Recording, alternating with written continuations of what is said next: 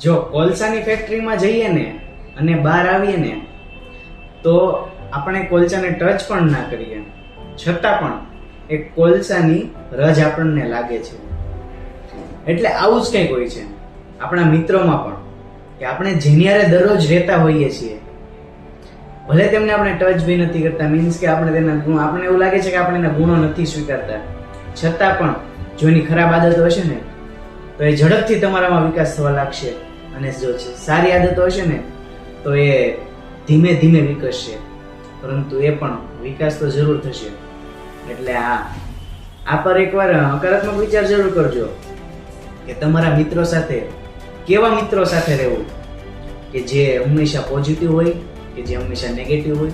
કે જે તમને આગળ વધારવામાં ધક્કો મારતા હોય કે જે તમને પાછળ ખેંચવામાં હાથ ખેંચતા હોય, પગ ખેંચતા હોય. તો આ એવા મિત્રોને સેન્ડ કરી દો કે જે હંમેશા તમને ધક્કો મારતા હોય છે, તમારી લાઈફમાં હંમેશા કંઈક ને કંઈક બદલાવ એના થકી આવતો હોય છે, અને હા કે એના થકી જ તમે અત્યારે જ્યાં પહોંચ્યા છો એના થકી જ તમે પહોંચ્યા છો.